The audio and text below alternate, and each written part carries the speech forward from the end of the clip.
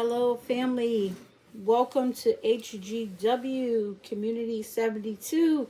The HGW stands for Homegrown Wellness. I am Miss B, Bohemian Soul. Welcome to the channel if you are new here, and welcome back if you are a subscriber or you visited the channel. Glad that you are here. So, I ate a Jolly Rancher, and so you may see that my tongue is blue. Jack my daughter for some of her Jolly Ranchers, and I like the blue ones, so my tongue might be blue.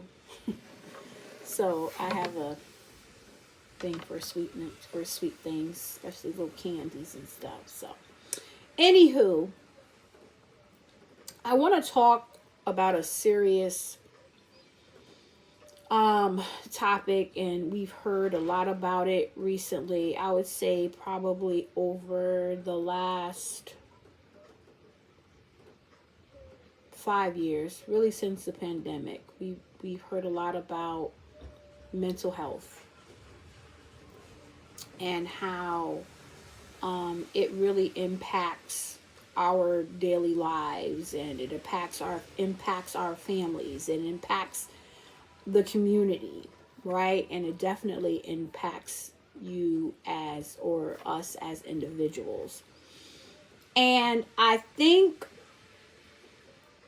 I'm grateful actually for the pandemic, because the pandemic, really had people in a place where you had no option but to sit your behind down somewhere and do some self-observation on self. And unfortunately, I know in Connecticut, a lot of domestic violence occurrences took place during the pandemic, and a lot of women and children lost their lives during the pandemic due to domestic violence, which was a direct result of mental health. And I just want to talk to that. I remember you would see, at least in Connecticut, you would see a lot of commercials and numbers that you could call if you were experiencing any type of domestic abuse. If you were also the abuser and you needed to reach out. And I thought that was really important. Because a lot of times you see the numbers and the resources for the one that's being abused, but you don't see the resources or the numbers that the abuser, who 9 times out of 10 is suffering from some type of mental health issues. Let's just put it out there. And you saw a lot of that during the pandemic. Not so much now. Of course, there's like domestic violence awareness month and things like that. And the symbol that you see is a Purple Heart. I know that during the pandemic, a childhood friend of mine who I grew up with lost a sibling to domestic violence. And the importance of, in particular, I'm going to say our Black men get the mental health help, the counseling, the therapy that is needed, and that it not continue to be such a taboo thing. And if I can say anything to anyone watching this that is suffering from mental illness, and you know that you are, I implore you to please, you know, call a number. Because especially in the black community, in the you know, the black man in the black community, there's a lot of mental health issues, you know, that stem from toxic childhood unresolved issues, you know, and it's not talked about, it's not considered to be a masculine thing that is talked about, and it needs to be talked about. There needs to be counseling, there needs to be therapy going on, because it is rampant. It is hidden, and but it can only be hidden for a little bit of time, because eventually it comes out. And when it comes out in a form of rage. And I can speak to that because, you know, on different aspects of what I'm talking about, I've encountered or have had to deal with that on a personal level.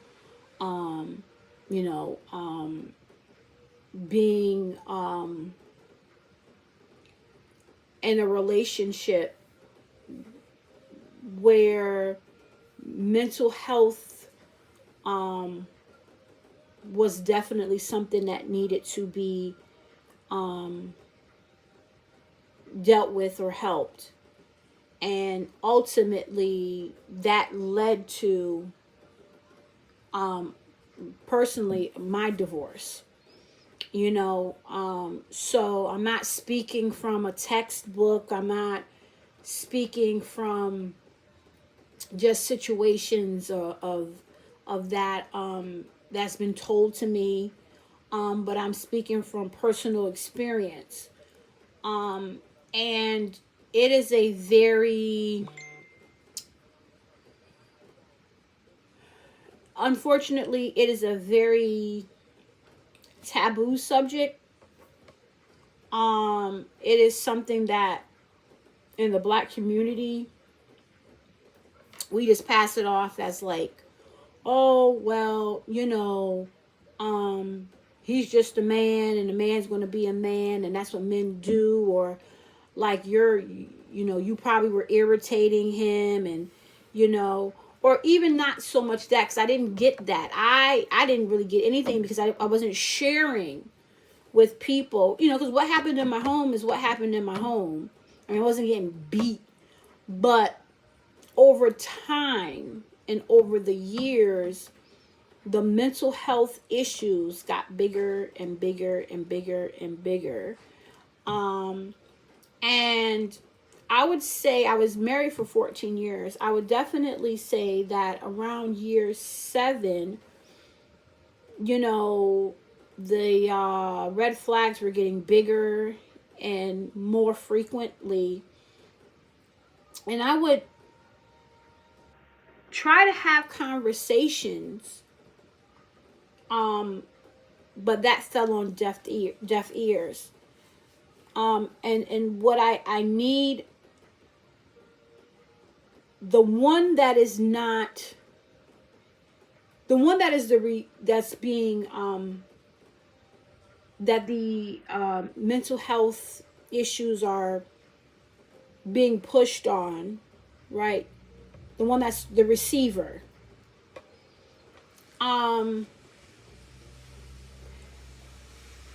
You can't pray it away. That doesn't work. You know, you can't pray it away. Mental health issues, mental health issues. You know, that person that's having the mental health issue needs to get counseling.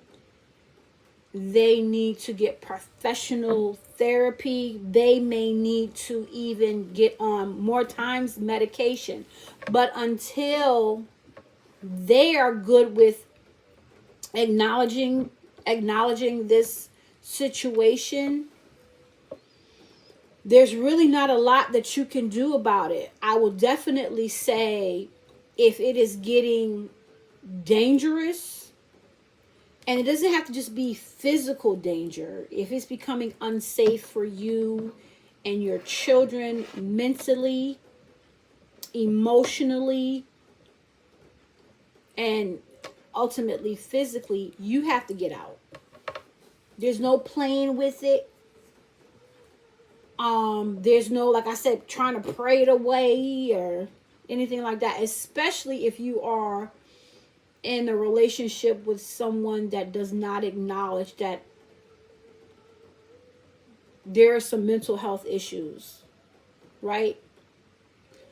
You need to get out. That's nothing to play with. That is nothing to play with. So I just wanted to talk to especially black couples, black families, that mental illness is a real thing. I am living proof that it is a real thing. It exists in our community. And we need to acknowledge it. And we need to get the professional help that is needed. And to the receiver, you need to get therapy, right? As well. Because there's a lot of emotional and mental abuse that comes along with being in a relationship with someone that has mental illness. I'm not throwing any titles out like that, that I'm not doing. But there's a lot of them that come under that umbrella. So that's what I just want to speak to today. If you are in a relationship with someone that has mental illness, and it has become unsafe, you need to get out of it. Point blank, period. Don't question it. Don't question, did they just say such and such, or did they just do something? Yes, they did.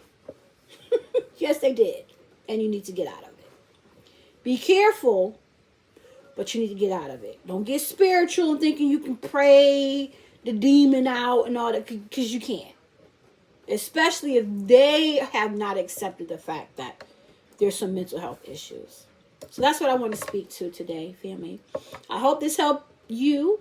If you think it has and you want to share it with please share it with someone who you think it could help as well. As always, remember, be great to yourself because you are great. Be great to your families. They deserve your greatness. Be great to your community. Without love, self-love first, we have absolutely nothing. And as always, clarity is key. But without consistency, we have no balance, family. Be well.